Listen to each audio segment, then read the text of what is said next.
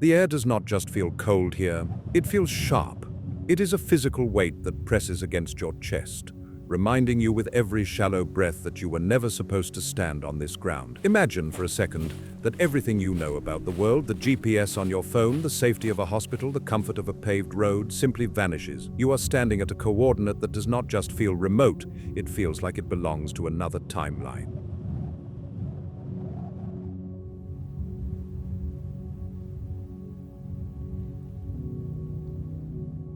You have seen the travel brochures, you have seen the crowded beaches of Bali and the neon lights of Tokyo, but those are not the world, those are the waiting rooms. The impossible world is what happens when you keep walking past the no trespassing signs. It is a collection of landscapes so brutal, so beautiful, and so isolated that they defy the very logic of human survival.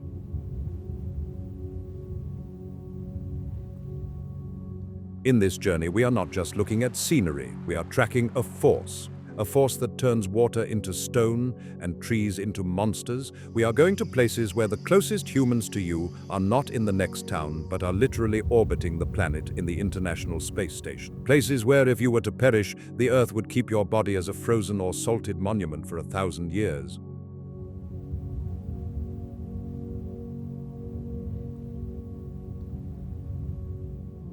The Sentinels of the Abyss. The thing nobody tells you is that here, the landscape is watching you. It is not a backdrop, it is a predator. It breathes, it waits, and it judges.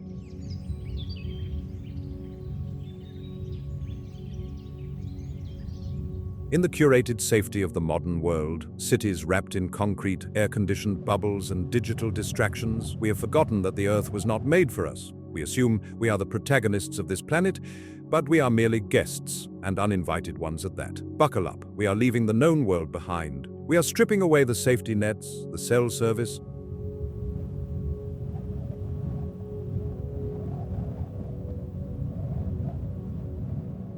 and the delusion that nature is benevolent. You are not prepared for what is coming. Imagine waking up, opening your eyes, and realizing the trees are looking back at you on a biological experiment gone wrong known as Socotra. This island sits in the Indian Ocean.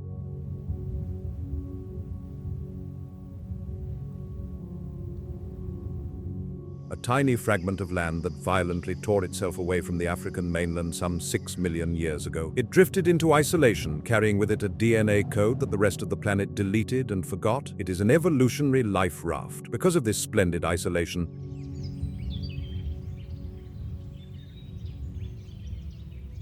one-third of the plant life here exists nowhere else on Earth. Not in the depths of the Amazon, not in the steaming jungles of Borneo, not in the remote valleys of New Guinea, only here. As you step onto the scorched white limestone soil, the heat hits you like a physical blow. But it is the visuals that break your brain.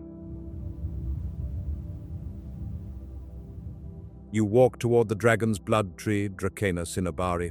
It does not look like an oak, a pine, or a palm. It defies the logic of botany as you know it.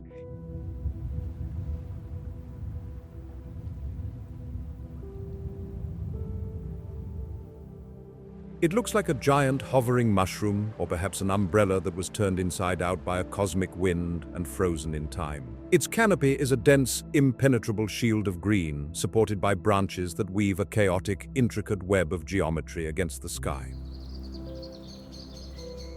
And here is the secret, the thing that sends a shiver down the spine of the superstitious. If you take a knife and slice the bark, it does not leak the sticky, clear sap of a maple or a pine. It bleeds. A thick, dark, crimson fluid spills out, staining the white limestone beneath it like a crime scene. For centuries, the ancients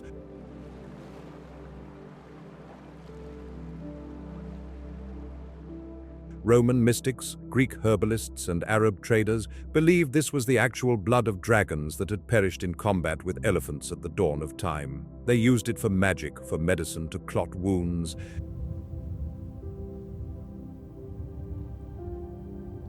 and for the dyes of kings. Even today, standing before it, science feels less relevant than myth. It feels visceral. It feels like the tree is in pain. But why does it look like this? Because Socotra is a desert disguised as an island. The trees evolved that bizarre umbrella-like shape, not for aesthetics, but for war against the sun.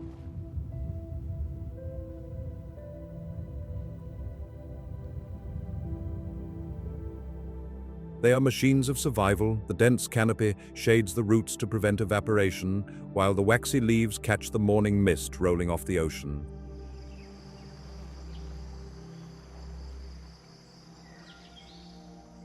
Funneling every single drop of precious moisture down the trunk to the center. They are biological systems, masters of efficiency in a land that wants to eliminate them. As you stand there, however, the silence starts to weigh on you. It is a heavy, pressing silence.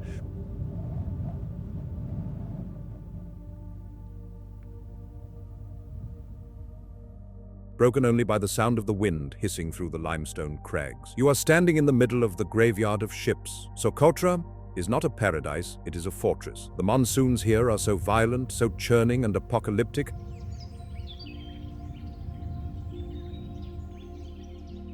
that for 4 months of the year, the island is completely cut off from the rest of humanity. The swells rise to terrifying heights. No planes can land, no boats can dock, no escape is possible.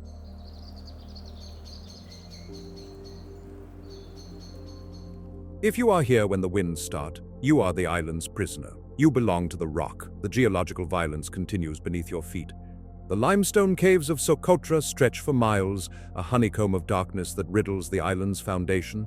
Some of these caverns are so deep they have never seen a single photon of light since the island broke away from Africa. In these depths, biology takes another twisted turn.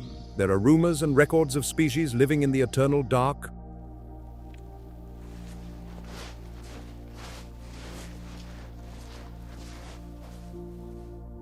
Spiders, crustaceans, scorpions that have no eyes. In the impossible world, sight is a luxury nature cannot afford. Why waste energy on eyes when there is nothing to see? It is a place of sublime horror. It is beautiful enough to make you cry, but harsh enough to claim your life if you forget to bring enough water for a 3-hour hike. It is the first proof that our planet is still hiding alien worlds right under our noses.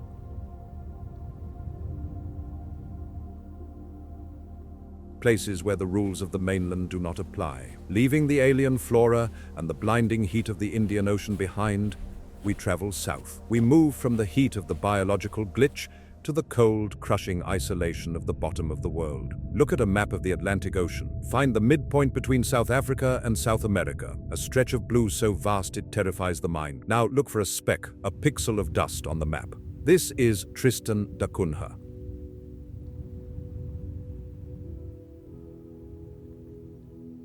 It is the most remote inhabited place on Earth. Let that sink in. There is no airport here. There is no jagged strip of tarmac for a desperate pilot to land a Cessna. There is no fast way to get there. If you want to visit, you have to go to Cape Town, find a deep-sea fishing vessel or a research ship, and pray the seas are calm. It is a 7-day journey across the most unalive stretch of water you can imagine. The South Atlantic is a churning gray void that cares nothing for human life. For a week, you see nothing but rolling swells the size of office buildings. You are traveling to the edge of existence. There are about 250 people living here. They live on a tiny shelf of land, a precarious plateau at the base of a massive,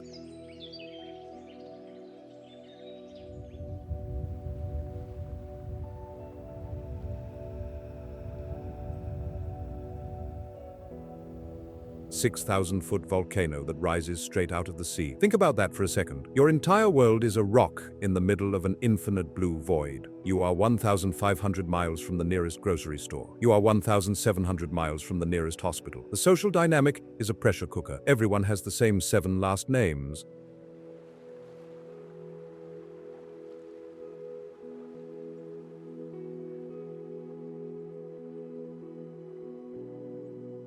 Glass, Green, Hogan, Lavarello, Repetto, Rogers, and Swain. You know every face, every story, every grudge, and every secret on the island. There is no anonymity. There is no walking into a crowd to disappear. If you have an argument with your neighbor, you will see them at the store, at the pub, and at the harbor every day for the rest of your life. It is a level of intimacy that the modern mind, accustomed to the privacy of the crowd, can scarcely comprehend. But here is where the story turns dark. Here is where the landscape stops watching and starts attacking. In October 1961, the earth beneath their feet began to scream. The volcano, which everyone thought was a silent giant,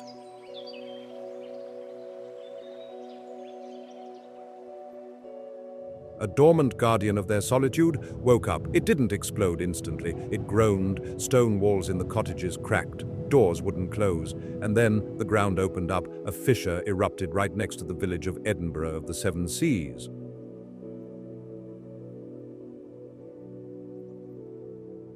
Fire and molten rock began to bubble up, threatening to swallow the only life these people had ever known. The lava flow was not distant scenery. It was in their backyard. The British government made a frantic decision: evacuate everything. The entire population, every man, woman, and child, was loaded onto ships and taken away. They watched from the deck as the volcano glowed in the night, consuming their lobster factory and threatening their homes. They were taken to the modern world. They were brought to England. Picture this: you are a person who has lived your entire life on a silent rock in the middle of the ocean, where the loudest sound is the wind and the surf. Suddenly, you are dropped into the swinging 60s.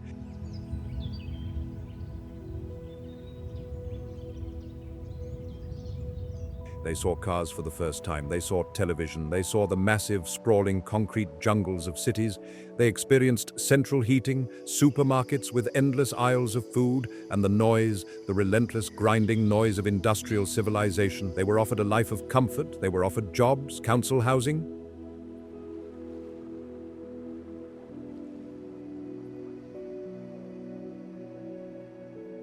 and safety. They were offered a life where you do not have to worry about a volcano claiming your home or a supply ship failing to arrive for 6 months. They were given the golden ticket to the 20th century, and then they did something that shocked the world. They did something that defies the logic of modern convenience. They voted to leave. Almost every single person chose to go back. Why? This is the question that haunts us. Why would you return to a place that tried to end you? Why would you leave the safety of England for a rock that sits on a powder keg? Because in Tristan da Cunha, you are not just a number in a system. You are not a cog in an industrial machine. You are a part of the rock itself. In England, they were curiosities, refugees, those people from the volcano. In Tristan, they were the masters of their domain.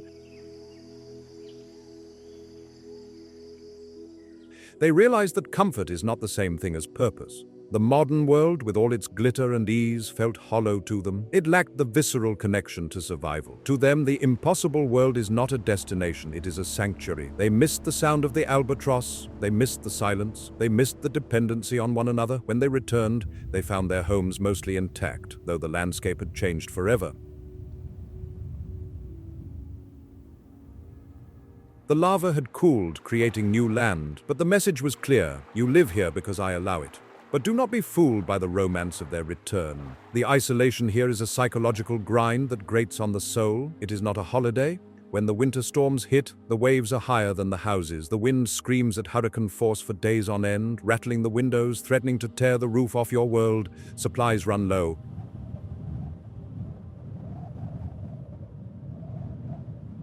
If you have a medical emergency, an appendicitis, a heart attack, there is no helicopter coming. You are at the mercy of biology and geography. You realize that you are not living on the island. You are surviving with it. It is a symbiotic relationship based on fear and respect. These places, Socotra and Tristan da Cunha, serve as a mirror. They reflect a version of Earth that doesn't care about our schedules, our politics, or our comfort. In Socotra,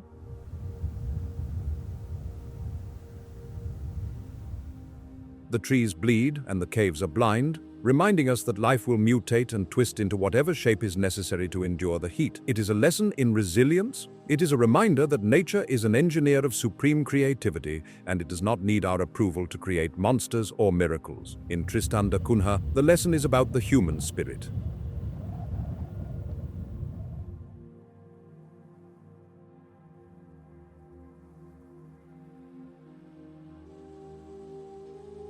It proves that humans can adapt to anything, even the crushing weight of total solitude. It proves that we crave belonging more than we crave safety. We would rather live on the lip of a volcano with people who know our names than die of loneliness in a safe, warm city of strangers. So, when you look at the map, do not just see lines and blue water. See the predators.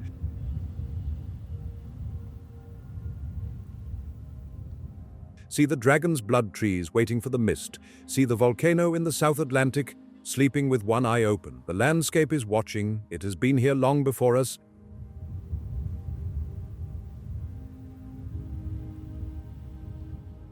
and it will remain long after we are gone. The question isn't whether you are brave enough to visit these impossible worlds. The question is whether you are prepared to realize how small, how fragile, and how utterly insignificant you truly are.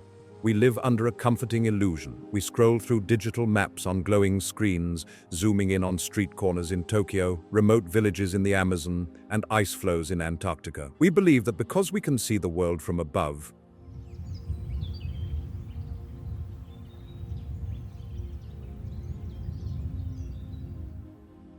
we possess it. We believe that the age of exploration is over, that the globe has been catalogued, measured, and tamed. We tell ourselves that there are no blank spots left on the map, no dragons at the edge of the known world. But this is a lie. The impossible world still exists. It exists in the pockets of reality where modern rules do not apply, where our technology fails,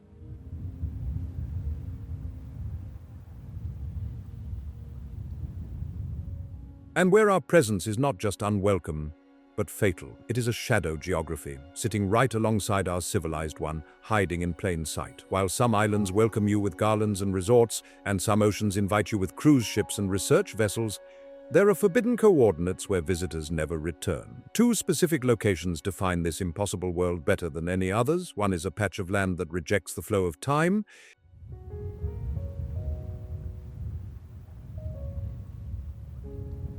The other is a vast expanse of water that rejects life itself. To understand the fragility of our modern dominance, we must look at North Sentinel Island and Point Nemo. In the Bay of Bengal, part of the Andaman archipelago, lies a small forested patch of land that looks from a satellite's vantage point like paradise.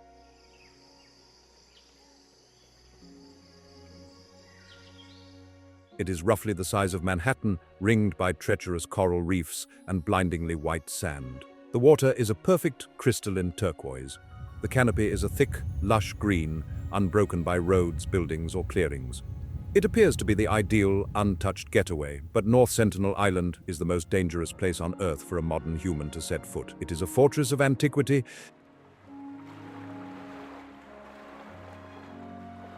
defended not by walls or radar, but by a people who have successfully rejected the rest of humanity for perhaps as long as 60,000 years. They are the Sentinelese. They are likely the most isolated tribe on the planet, a direct line to the Paleolithic era. They do not want your technology. They do not want your medicine, your religion, your plastic, or your hello.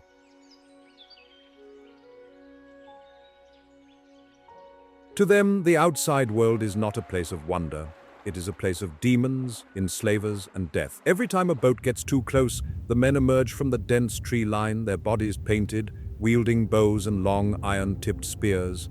They do not see a tourist or a friend. They see an invader. The history of our interaction with them is a history of violence and tragedy. This is not a misunderstanding. It is a war that has lasted for centuries, one that the Sentinelese are winning by simply refusing to participate in our version of reality. In 2006, the boundary between our worlds was crossed by accident. Two fishermen, Sundar Raj and Pandit Nath,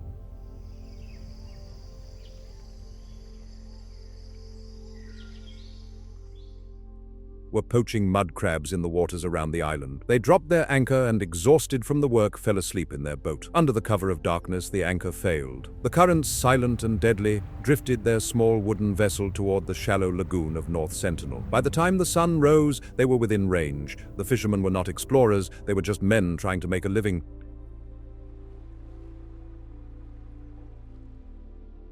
But the Sentinelese do not make distinctions. Other fishermen watching from a distance saw the lights of torches on the beach. They heard shouting. The tribe attacked the boat, eliminating both men. Later, a Coast Guard helicopter was sent to retrieve the bodies. As the chopper lowered, the downdraft whipping the sand into a frenzy, the pilot looked down to see the warriors on the beach, firing arrows upward at the metal bird.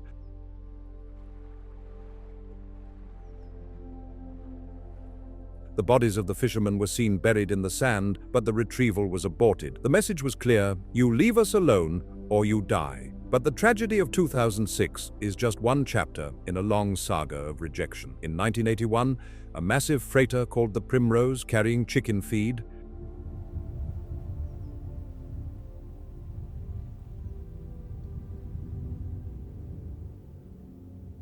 ran aground on the coral reefs surrounding the island. The captain radioed for help, assuming they would wait a few days for a tugboat. But the next morning, the crew looked out from the high deck of the ship and saw something that made no sense to their modern minds. 50 men were constructing boats on the beach. They were naked, armed with spears,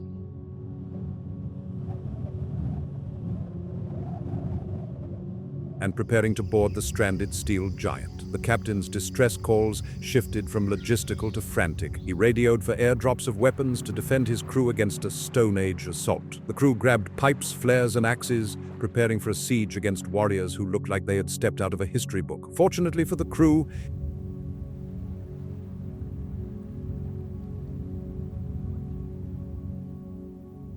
heavy storms kept the canoes at bay until a helicopter could winch them to safety. Today, the rusting hulk of the Primrose remains on the reef, a metal skeleton serving as a warning monument. The Sentinelese have since stripped it of iron, cold forging the metal into arrowheads, using our own detritus to sharpen their resistance against us.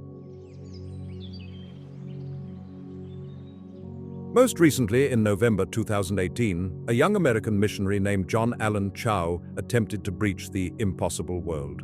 Driven by a deep religious conviction, he believed he could save their souls. He paid local fishermen to smuggle him into the exclusion zone under the cover of night. Chow knew the risks. In his diary, he wrote, "You guys might think I'm crazy and all this, but I think it's worth it to declare Jesus to these people." On his first attempt, he offered them fish and gifts. A boy shot an arrow that pierced the waterproof Bible he was holding. Chow retreated, shaken, but returned the next day. He instructed the fishermen to leave him there. He walked onto the beach, singing hymns.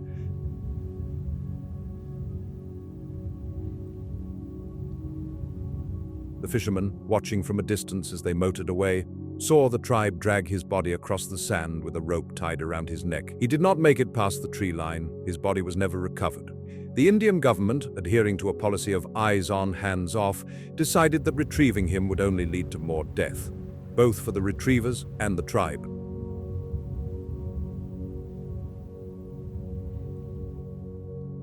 Why does the Indian government now make it a crime to go within 5 miles of the shore? It is not just to protect us from their arrows, it is to protect them from our breath. We are the biological danger. We carry the flu, measles, the common cold, and COVID-19. Because the Sentinelese have been isolated for tens of thousands of years, their immune systems have forgotten the microbial history of the rest of the species.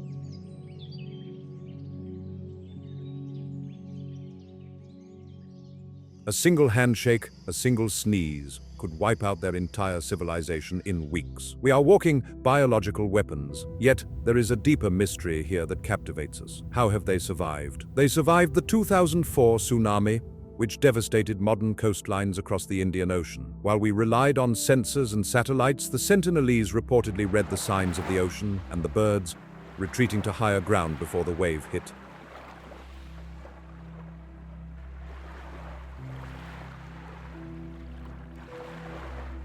When a helicopter flew over days later to check for survivors, a warrior ran out onto the beach and fired an arrow at it. He was alive, he was defiant, he was telling the impossible world that they did not need our pity. They are the only people on the planet who did not get the memo that the world was discovered. To them, the island is the entire universe. The horizon is the end of existence. They live in a bubble where time has not just slowed down, it has stopped. And perhaps in their fierce defense of that bubble, they understand something we have forgotten, that some doors should never be opened and some contact should never be made. To understand true isolation, however, we must leave the land entirely. We must travel to a place where biology itself begins to fail, where the planet turns into a liquid desert. We must gaze into the oceanic abyss at a location known as Point Nemo.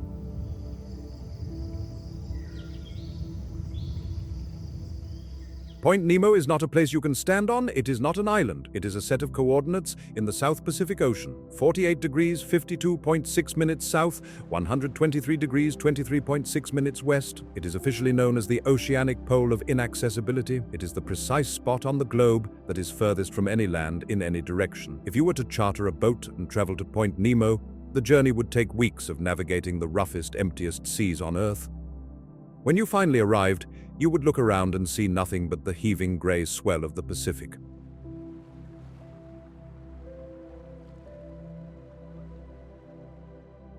To the north, the nearest land is Ducie Island, one of the Pitcairn Islands. To the south, nothing until Antarctica. To the east, the Chilean coast is thousands of miles away. If you were to float there in a life raft, in the crushing silence of the open ocean, a terrifying realization would eventually dawn on you. The nearest other human beings are not on a ship, they are not on an island, they are not on any continent. The nearest humans to you are the astronauts aboard the International Space Station, orbiting 250 miles above your head.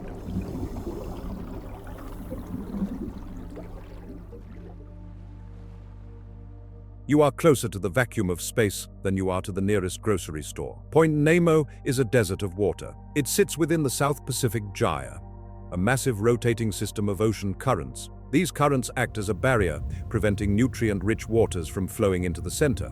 Without nutrients, there is no plankton. Without plankton, there are no small fish. Without small fish, there are no predators.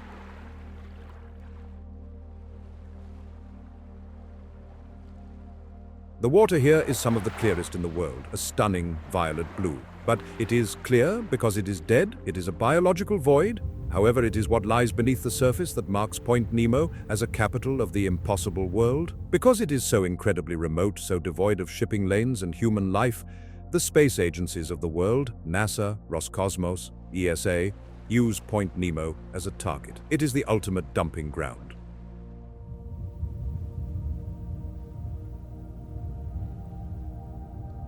When a satellite, a cargo ship, or a space station reaches the end of its life, engineers do not want it crashing into New York or Paris. They aim for the place furthest from humanity. They aim for Nemo. Beneath the waves of this desolate patch of ocean lies a graveyard of titanium, aluminum, and melted solar panels.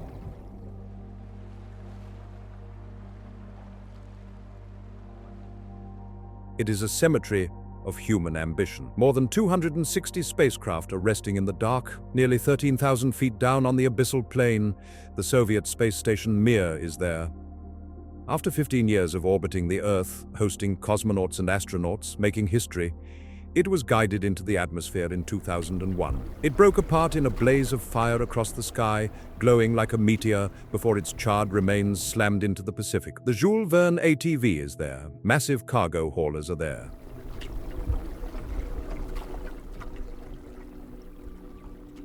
And in the coming years, the International Space Station itself, the pinnacle of human engineering, will be deorbiting. It will be torn apart by the friction of the air, and its massive bus-sized modules will plunge into the water at Point Nemo to join the others. Imagine the scene at the bottom of the ocean at Point Nemo. It is a place of eternal darkness. The pressure is crushing, enough to pulverize a human body instantly. It is freezing cold.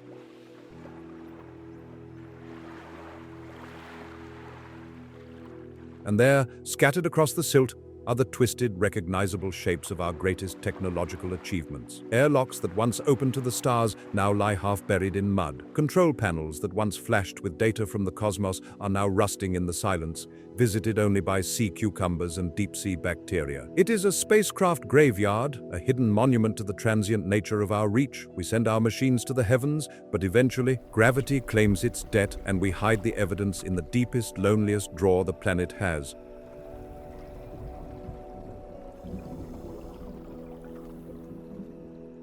But the impossible world always holds a twist. Even in this dead zone, where science says nothing should be happening, the mystery persists. In the summer of 1997, oceanographers from the National Oceanic and Atmospheric Administration, NOAA, were listening to the ocean. They had an array of hydrophones, underwater microphones, spaced thousands of miles apart across the Pacific.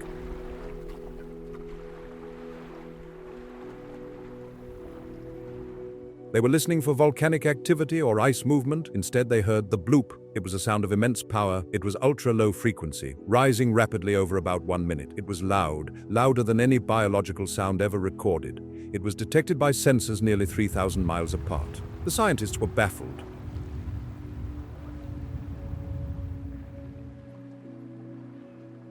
They knew what a whale sounded like.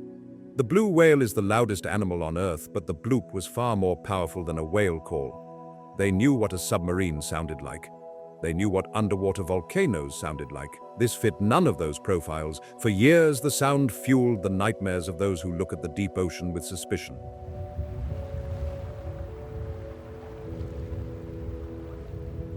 It sounded organic, it sounded like a beast, and coincidentally, the source of the sound was triangulated to a location dangerously close to Point Nemo. Fiction writers and conspiracy theorists went wild. H.P. Lovecraft, the horror writer from the 1920s,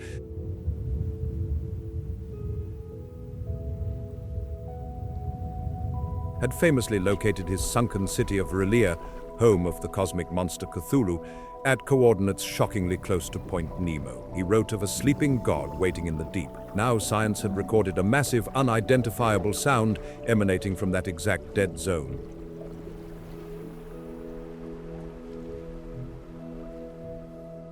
Years later, NOAA released an official explanation. They claimed the bloop was consistent with an ice quake, the sound of a massive iceberg cracking and carving off the Antarctic shelf. They said the sound profile matched the fracturing of solid ice. The scientific community nodded and closed the file.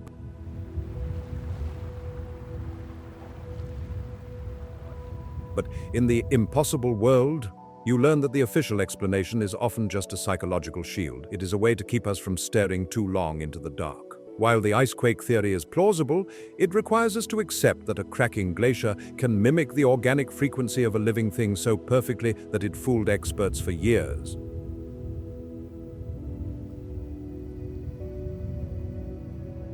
It asks us to believe that the loudest sound ever heard in the ocean just happened to come from the most inaccessible, lifeless, and alien point on the planet. Whether it was ice or a leviathan, the feeling remains the same. Point Nemo is a place where the Earth feels vast and terrifyingly indifferent to us. It is a place where we throw our trash from the stars, hoping it stays buried. It is a reminder that the ocean is not ours. We just skim the surface.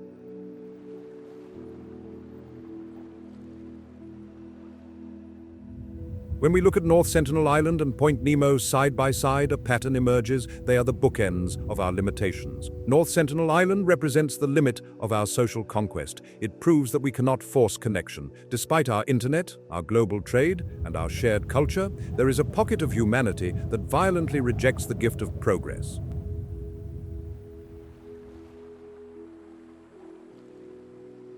They have looked at what we offer and decided that a stone spear and a fire on the beach are superior to our anxiety, our wars, and our collapsing ecosystems. They are the mirror we are afraid to look into, a reminder that civilization is a choice, and perhaps not always the right one.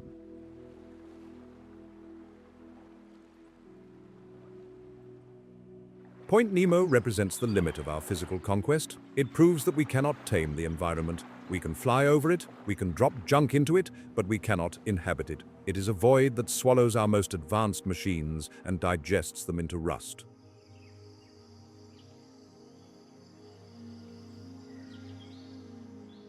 It is a reminder of the sheer scale of the planet, a place where humanity is mathematically insignificant compared to the volume of water and the weight of silence. These places act as black holes in our globalized society. They create a gravity of mystery. We are drawn to them precisely because we are told we cannot have them.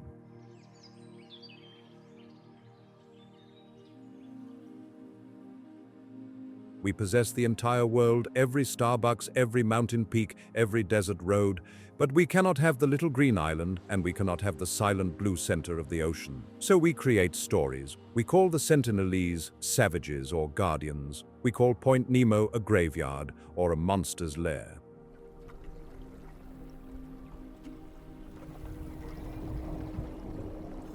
We try to fill the void with mythology because the truth that we are not welcome everywhere is too humbling to accept. There is a lesson in the impossible world. It teaches us that the map is not the territory. It teaches us that there are still boundaries.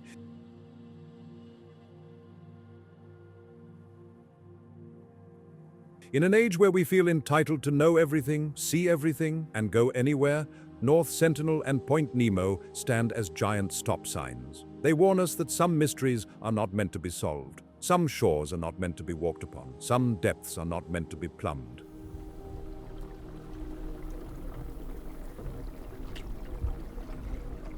The Sentinelese continue to dance around their fires, safe in their bubble of time, watching the lights of passing ships with suspicion and hatred. The debris of the International Space Station will soon drift down through the crushing black water to rest in the mud of Point Nemo, joined by the ghosts of the space age.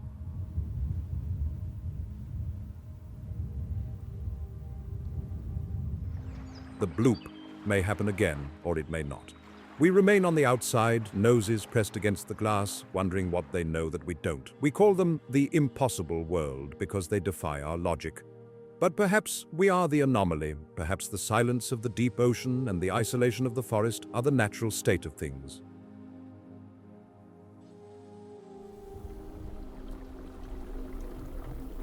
And our noisy, connected, frenetic world is the true aberration. Until we learn to listen to the silence, the forbidden shore and the oceanic abyss will remain as they are, the last places on Earth that truly belong to themselves.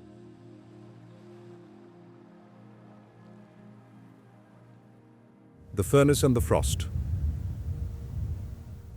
We like to believe that the Earth is our home, so we build our cities, pave our roads, and cut our grass to convince ourselves that the planet is a safe, friendly garden made for our comfort. We change the temperature in our houses and filter our water, wrapping ourselves in a bubble of control, but this is a lie.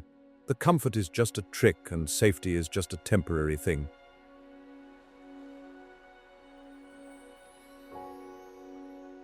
When you come out of the water and step onto this land, the air feels like it is burning your lungs, making you want to hold your breath. Now, imagine that when you finally take a breath, the air does not help you. Instead, it burns and tastes like matches and battery acid, which is a harsh mix that coats the back of your throat. This is the Danakil Depression in Ethiopia, and many people think it is the most alien place on the planet. But the Danakil is not just a place, it is a warning. It is the first stop on a trip that will strip away that comfortable lie we tell ourselves.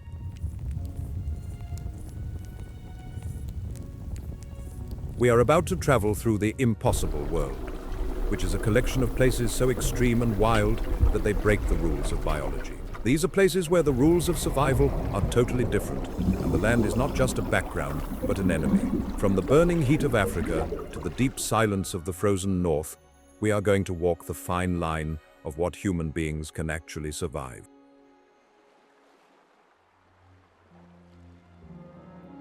We begin at the wound. The Danakil Depression is found where three huge pieces of the Earth, tectonic plates, are slowly tearing Africa apart. This is like a deep cut in the Earth happening in slow motion. It sits over 400 feet below sea level, which is a deep scar on the face of the continent. Here, the crust of the Earth is so thin that the hot magma is practically screaming just beneath your feet.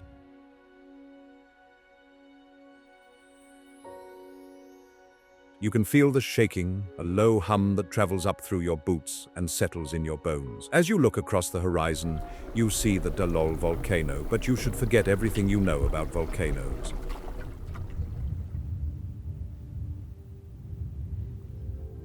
There are no flowing rivers of red lava here and no big mountains smoking against a blue sky. Instead, you are looking at huge glowing plains of neon green, bright yellow, and burnt orange. It looks less like rocks and more like a sickness. These are hot water fields.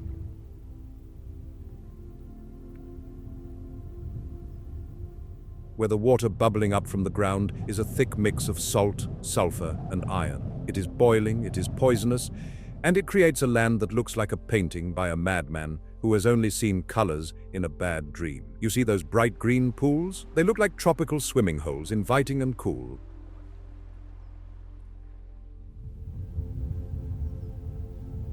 But this is the Danakil's meanest trick. If you touched that water, it would not just burn you, it would melt your skin because the acid levels are so high that almost no life can survive in the center of those pools. It is a dead zone dressed in the colors of paradise, where steam hisses and spits acid that eats away at cameras and human skin alike.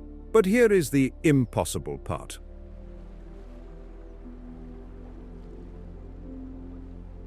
The Afar people live here. They call it the gate to hell, yet they find their way through this maze of acid and salt every single day. They are not just surviving, they are doing a hard job in the desert. They have been digging for salt here for hundreds of years, carving blocks out of the white crust and loading them onto camels that walk for miles across the shimmering heat.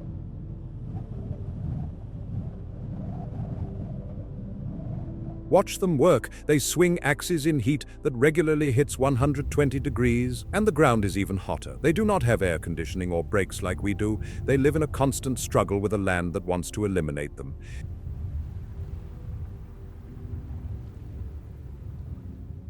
Their skin is tough like leather, and their eyes are always squinting against the bright light. When you stand in the Danakil and watch a line of camels disappear into the heat waves, you realize that the Earth is not just a home for life. Sometimes it is a lab for destruction where the planet is testing what happens when you remove all the rules. From the lowest depths, we go up to a crazy height where there is almost no oxygen in the Peruvian Andes.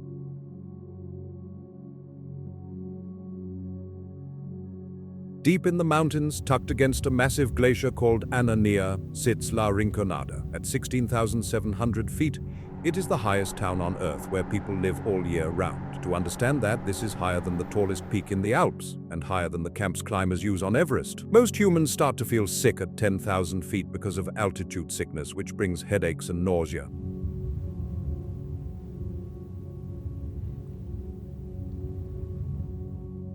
At 16,000 feet, your blood starts to get thick like syrup to make up for the lack of air. Your heart has to work twice as hard just to keep your brain working. Simple tasks like tying your shoes or walking up some stairs become really hard work that leaves you gasping for air that simply isn't there.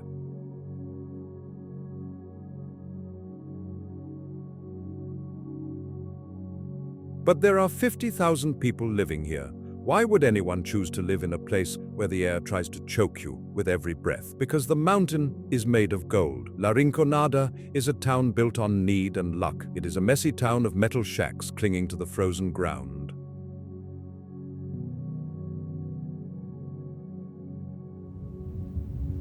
A temporary camp that accidentally became a city. There is no running water or sewage systems. The streets are a frozen mix of mud, waste, and mercury, which is used to get the gold out of the rocks. The mercury mixes with the mud, drying into a poisonous dust that gets into the lungs of children playing outside. The smell is a cold, metallic rot that never leaves your clothes.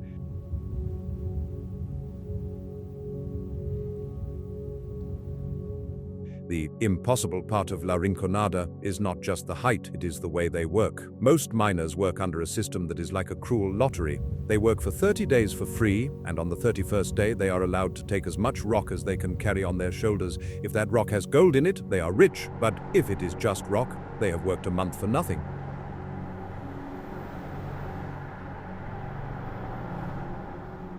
But there is a darker secret to this high-up trap. Because the town is so far away and the air is so thin, there is almost no medical help. There is a rule in places like this that some people must have their appendix taken out before they are even allowed to go there. Why? Because if your appendix bursts at 16,000 feet, you will die before a helicopter can ever reach you.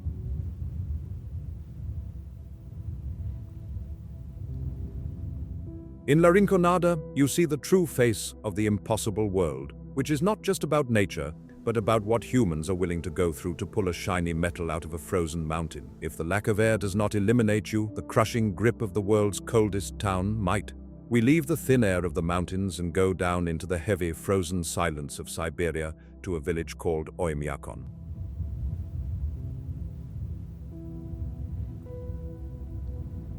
This place holds the record for the lowest temperature ever recorded in a place where people live, -96 degrees Fahrenheit. Numbers like that are hard to imagine, so let's look at what it really feels like. In Oymyakon, the cold is not just annoying, it feels like a real thing that is hunting you. When you step outside, the moisture in your nose freezes instantly, stinging like needles. If you wear glasses, the metal frames will freeze to your face and tear your skin if you try to take them off. If you try to film with a normal camera, the battery will die in seconds.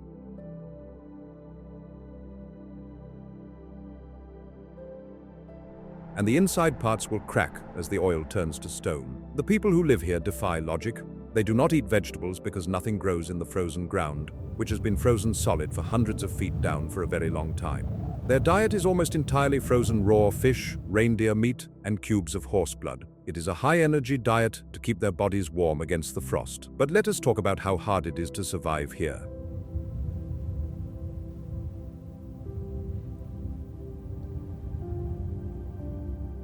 In Oymyakon, everything is a battle against the cold. You cannot turn your car off because the oil will turn into a block of ice, and the engine will never start again until spring. People keep their cars running all day and night in heated garages, or they just do not own them. And then there is the problem of dying.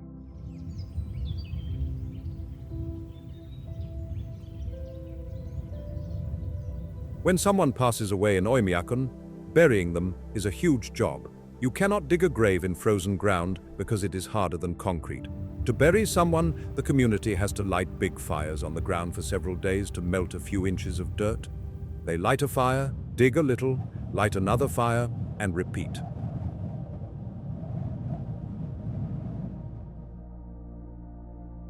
It takes days of fire just to put a body in the earth. Oymyakon proves that humans are stubborn. It is a place where nature is as cold as it can get, yet the people there refuse to leave. They have found a way to live in a deep freezer, learning to listen to the whisper of the stars. That crackling sound your breath makes when it turns into ice crystals in the air. It is a beautiful, scary, and completely impossible way to live. We move from frozen plains to a nightmare of sharp stone in Madagascar. Singi is a word that means the place where one cannot walk barefoot, which is putting it lightly. When you see it from a drone, it looks like a beautiful grey forest, but as you zoom in, you realize those are not trees. They are huge vertical needles of rock. Millions of years of rain have washed away the soft rock.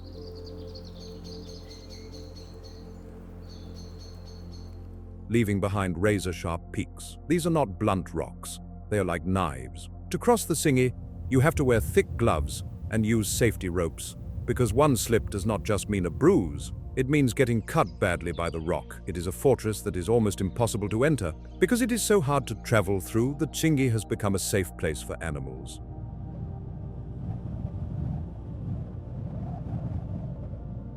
Deep inside the narrow canyons, there are plants and animals that exist nowhere else on Earth. There are lemurs here that have learned to jump from needle to needle, landing on sharp points without getting hurt.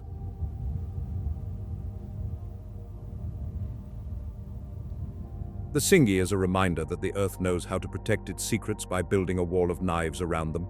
You can feel the danger in the air, in this cathedral built of stone, where the only way to survive is to never stop moving and never fall.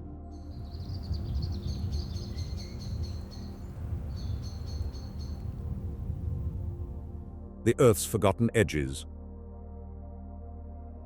The map of the world, as most of us know it, is a lie of simplicity. We look at the blue oceans and the brown continents and assume a certain order: cities, forests, mountains, deserts. We assume the planet is conquered, catalogued, and tamed. But if you fold the map in the right places, if you look past the resorts and the guidebooks, you find the edges. These are the places where the rules of geography, biology, and even physics seem to fray and break apart. These are the locations where the Earth stops being a home for humans and reveals its true, ancient, and often violent nature.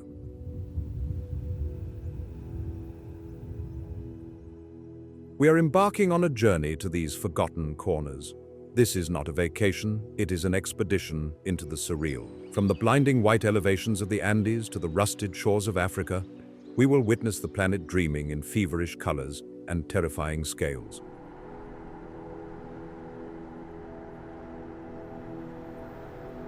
Our journey begins in the high breathlessness of the Bolivian Altiplano. Here, over 12,000 feet above sea level, the air is thin and cold, and the horizon stretches into infinity. This is the Salar de Uyuni, the world's largest salt flat.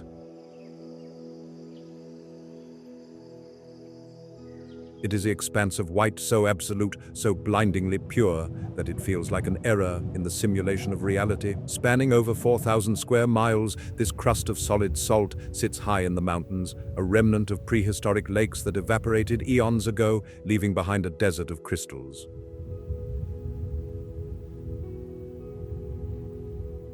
Forget the forced perspective tourist photos you have seen on social media, the toy dinosaurs and the optical illusions. We are going to the remote corners where the silence is absolute. Out here, the salt crust is 10 feet thick. Beneath your boots, you can hear the crunch of the earth, a sound like breaking glass.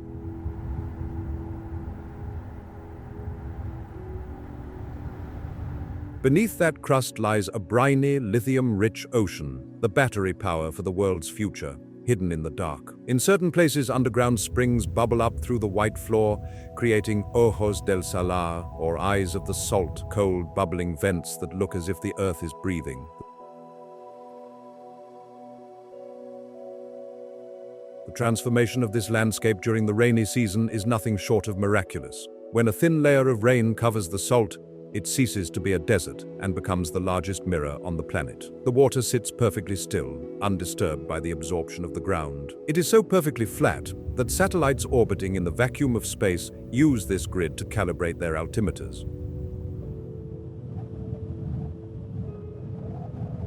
When you walk on it during this time, the sensation is vertigo-inducing. The sky and the ground become one seamless sphere of blue and clouds. You lose track of where the world ends and the heavens begin. You are walking among the clouds, suspended in a dreamscape where gravity feels optional. At night, this effect is amplified into a spiritual experience.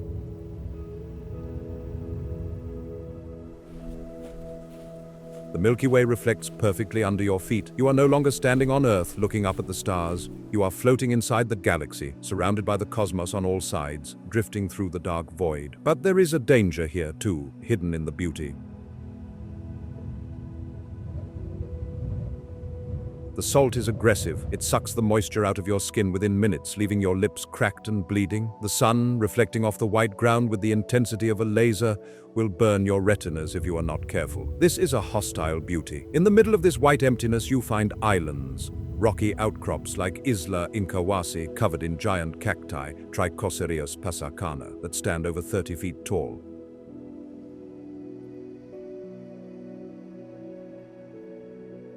These are ancient sentinels. They grow at a glacial pace, perhaps 1 centimeter a year, which means the towering giants you stand beneath were already growing before the Vikings set sail for America, perhaps even before the fall of Rome. Standing on an island of thorns in a petrified sea of salt, you realize that this place is the ghost of an ocean. It is a stark reminder that the earth is fluid.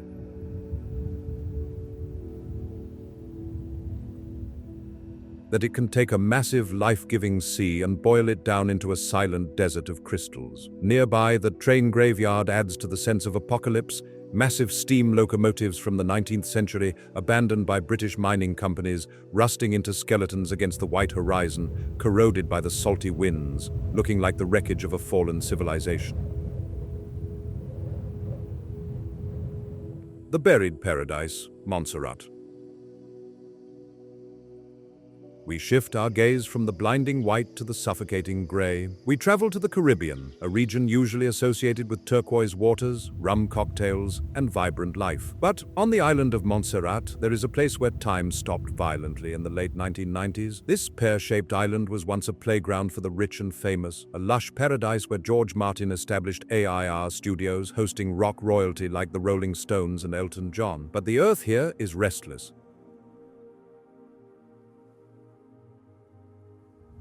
In 1995, the Soufriere Hills volcano, which everyone thought was dormant, a sleeping giant covered in thick jungle, decided to wake up. It didn't just smoke, it exploded. Imagine waking up to a sound like a freight train crashing through your bedroom wall, followed by the sky turning black at noon.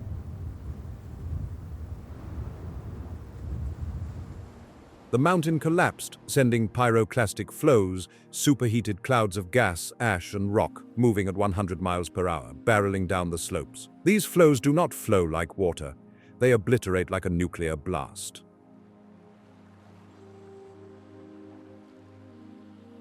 Today, the city of Plymouth is a ghost town, holding the grim title of the only capital city on Earth that is currently completely abandoned. It is not just empty, it is erased. Plymouth is buried under 30 feet of grey ash and hardened mud.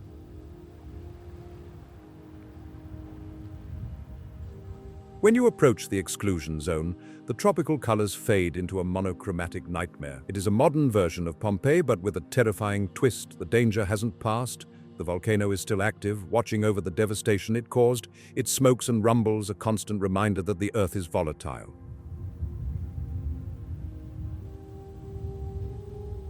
Consequently, more than half the island is designated as a strict no-go zone. If you are granted the rare permission to enter with a police escort, the silence hits you physically. It is a heavy, oppressive weight. Walking through the ruins of Plymouth is a voyeuristic look into the end of the world.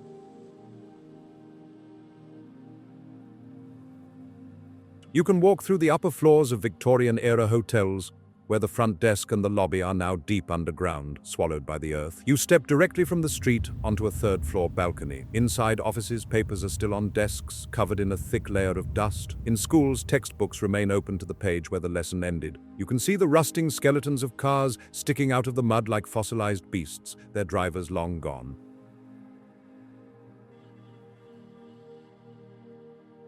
Nature is taking the streets back with aggressive speed. Tropical vines are strangling telephone poles, pulling them down into the ash, while birds nest in the empty shells of banks and libraries. It is a haunting museum of catastrophe, showing us exactly how quickly everything we build, our infrastructure, our homes, our history, can be utterly erased by a single breath from a mountain.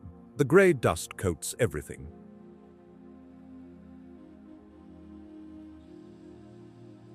And the smell of sulfur hangs in the humid air, a scent that signals you are trespassing in the domain of geological violence. Heading back to the freezing waters of the North Atlantic, situated halfway between Norway and Iceland, we find a group of 18 jagged rocks called the Faroe Islands.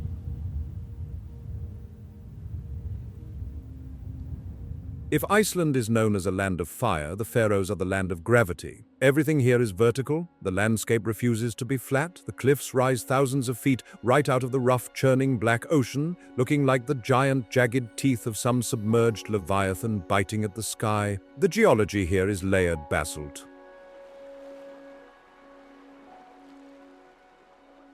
Ancient volcanic flows that have been carved by the relentless Atlantic waves and the grinding of Ice Age glaciers. The result is a landscape of impossible drama. Optical illusions abound. At Sørvágsvatn, a massive freshwater lake seems to float hundreds of feet above the ocean, perched precariously on a cliff edge, spilling over into the sea in a waterfall that defies logic.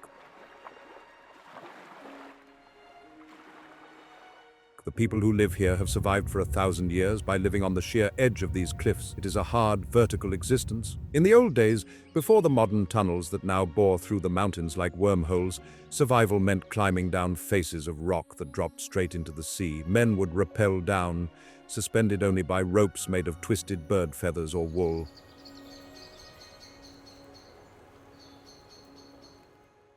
To harvest eggs from the millions of seabirds, puffins, gannets, fulmars, nesting on the cliff faces. It was a life where one slip, one frayed rope meant falling into the freezing ocean currents that would pull a boat or a body down in seconds. But the physical danger is only half the story. The true mystery of the Faroes lies in the folklore of the hidden people.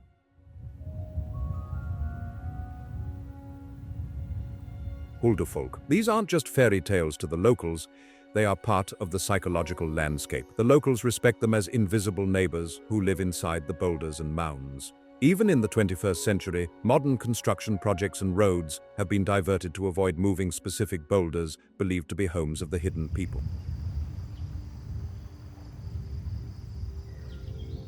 You will be warned not to throw rocks at certain grassy mounds because you might hit a house you cannot see, inviting bad luck or illness. The atmosphere supports this belief. The weather is a living entity here. When the fog rolls in, which happens almost every day, the islands don't just get cloudy, they vanish. The mist is thick, wet, and disorienting.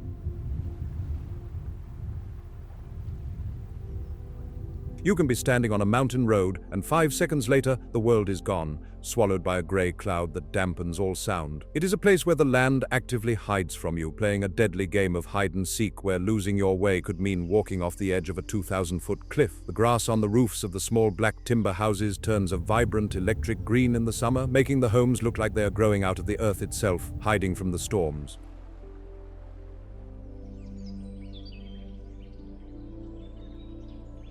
For our next stop, we vanish into a Siberian wilderness that barely exists on modern travel maps. The Putarana Plateau is a massive volcanic formation, a basalt trap the size of Great Britain, yet there are no roads, no cities, and no permanent human settlements. To get here, you cannot drive. You must fly a helicopter for hours over an endless carpet of empty, wild land from the bleak industrial city of Norilsk.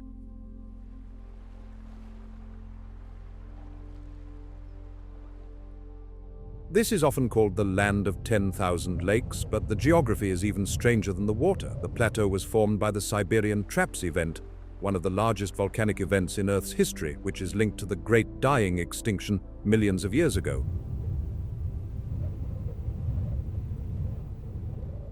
The lava cooled in distinct flat layers, stacking up over time. This has created a landscape that looks like a staircase built for giants. The mountains are flat-topped mesas, cut by canyons that drop vertically for thousands of feet. The water from the melting snow flows off these flat edges in thousands of perfect vertical waterfalls. During the brief summer, the noise of rushing water is everywhere, echoing off the canyon walls.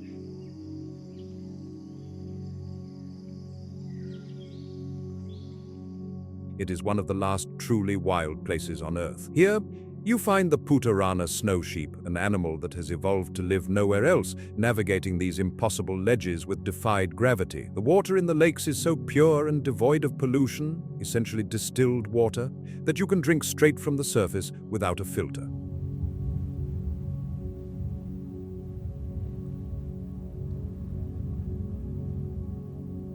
It is water that has never touched civilization. Why is this place considered impossible?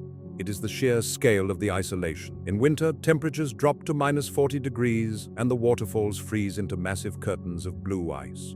When you stand on the edge of a canyon here, knowing you are likely the only human being for 500 miles in any direction, the loneliness begins to change you.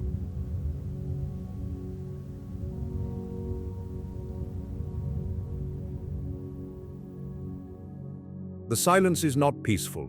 It is so deep, it feels loud, ringing in your ears like tinnitus. You realize here, more than anywhere else, that the Earth does not need us. This place has been brutally beautiful for millions of years, without anyone taking a photo of it, and it will continue long after we are gone. It is a fortress of nature, impregnable and indifferent.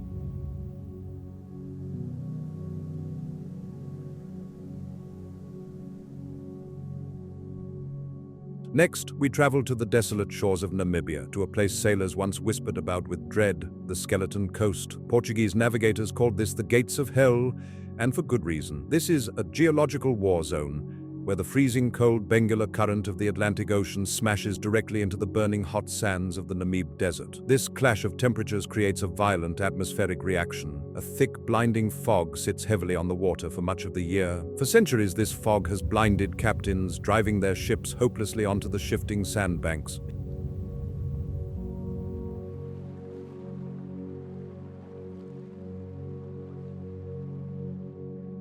If you were a sailor who survived the violent shipwreck in the 18th or 19th century, your luck had actually just run out. You would wash up on a shore with crashing, freezing waves on one side and hundreds of miles of waterless, scorching dunes on the other. Survival was impossible. You would die of thirst while staring at the ocean. Today, the coast is a massive, open-air graveyard.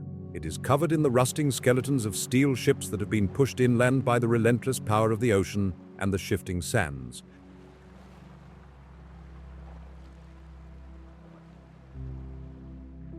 The wreck of the Edward Bolen, a cargo ship that ran aground in 1909, now sits nearly a quarter-mile inland, surrounded entirely by sand. It is a surreal sight, a massive steel ship sailing through the desert, decaying in the dunes, its hull eaten away by salt and wind. Scattered among the wreckage are the bleached bones of whales and seals, giving the coast its grim name. The wind here howls constantly, and the dunes themselves roar, a phenomenon caused by the friction of sand grains sliding down the steep faces, creating a low-frequency rumble that sounds like a low-flying aircraft.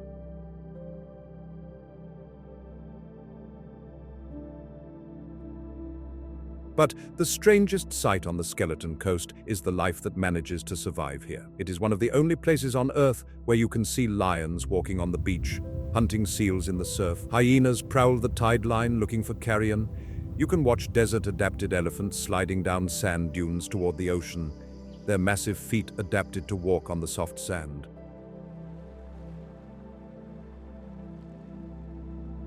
It is a weird, contradictory mix where the ocean and desert fight for dominance, and anything caught in the middle, man, ship, or beast, is usually destroyed or forced to adapt in extreme ways.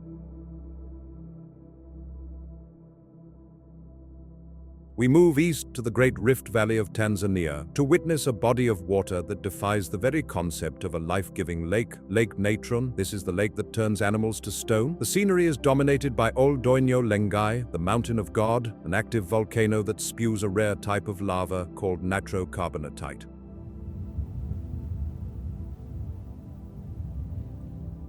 This ash, rich in sodium carbonate, washes into the lake. As the water evaporates in the searing African heat, it leaves behind a concentrated chemical soup. The water is highly alkaline, with a pH that can reach 10.5.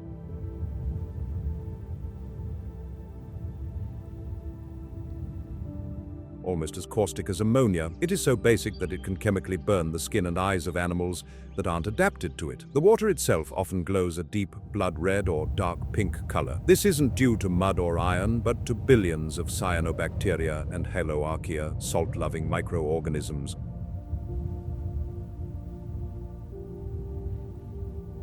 That thrive in the salty, scorching environment. But the scary part, the part that makes natron legendary, is what it does to the dead.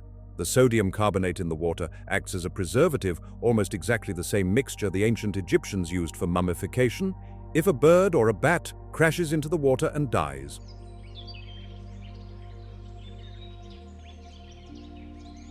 The chemicals don't allow it to rot in the normal biological way. Instead, the body calcifies. It hardens, turning into a perfect preserved statue. Photographers have found these creatures along the shoreline, birds perched on rocks that look as if they are simply resting, their feathers detailed and intact. But upon closer inspection, you realize they are solid stone, frozen in time forever. It is a Medusa-like touch. Paradoxically, this chemical hellscape is also a nursery. It is the primary breeding ground for millions of lesser flamingos. Their tough, leathery legs are impervious to the caustic water. They build nests on salt islands in the middle of the lake because they know the water is a moat of acid. No predators, hyenas, lions, or jackals dare swim out to eat the eggs.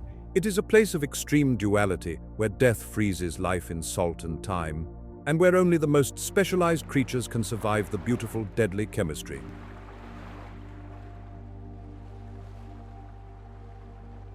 Now we go to the end of the Earth, Antarctica. But we are not going to the white, snowy expanse you imagine. We are going to the McMurdo dry valleys. This is the closest environment to Mars on Earth. It is a frozen desert where it never snows. The mountains are bare, brown rock scoured by katabatic winds that scream down the valleys at nearly 200 miles per hour, evaporating all moisture instantly. The ground is littered with the mummified carcasses of seals that wandered inland centuries ago and froze, preserved by the cold and dryness.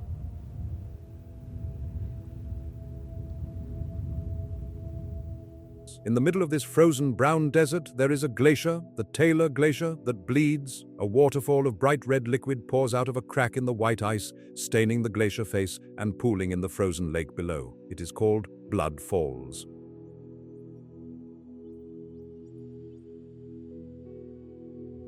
For a long time, scientists thought it was red algae, but the truth is stranger. This is a time capsule bursting open. Beneath the glacier, trapped under a quarter-mile of ice, lies a subglacial lake that has been cut off from the rest of the world for over 1 million years. This water is incredibly salty and supersaturated with iron scraped from the bedrock. It contains a microbial ecosystem that has survived in total darkness, with no oxygen and high salinity for eons.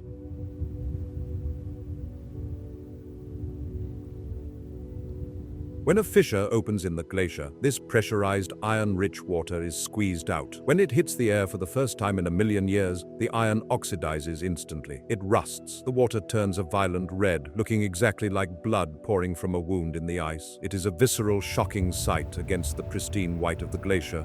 Blood Falls is more than just a curiosity. It is a lesson in resilience.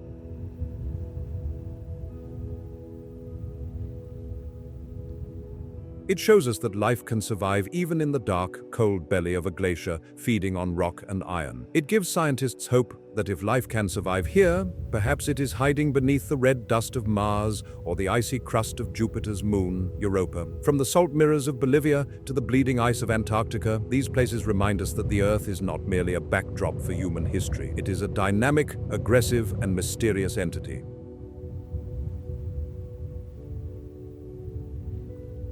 These landscapes challenge our perception of scale and time. They are places where the elements, salt, fire, ice, wind, are the architects building cathedrals of geology that we are barely lucky enough to witness.